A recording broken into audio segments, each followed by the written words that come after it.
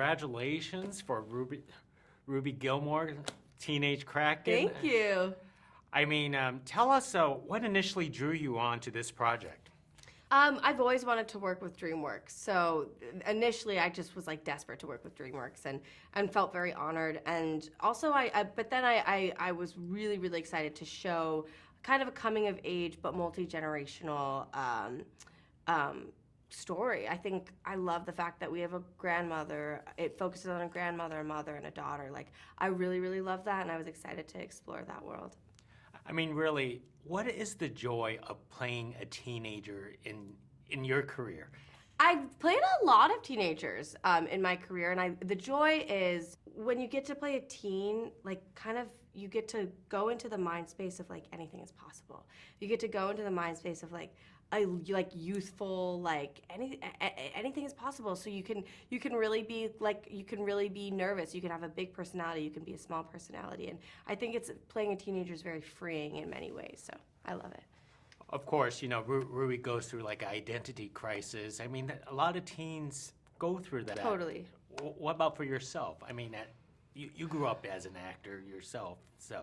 Identity, like, I think identity is like, is a journey that I'm always going to be on. Like, I'm always going to be like, who am I? Like, what are the things that I love? What are the things that I value? What makes me me?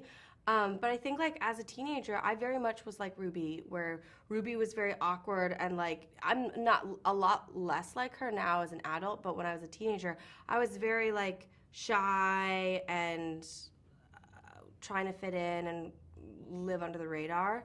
And so I really did have to learn that, like, you know, embracing your differences is what makes you unique, which is very much a theme in our film, but yeah. So in the voice booth, I could tell that you exude a lot of energy. How do you pull that off? Because, you know, I could tell right now, at the end of the day, you still have a lot of energy. It's a great question. Thank you for saying that.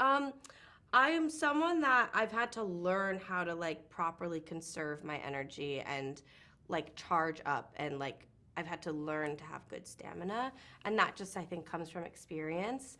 But something that is important to me is, like, for me to expel a lot of energy, which I love to do. It's like I need to, like, have my quiet time and my alone time, like, preparing. So, like, for Ruby Gillman Teenage Kraken, it was a project that demanded a lot of energy every single day when you came to the booth, because she is larger than life and very, very loquacious.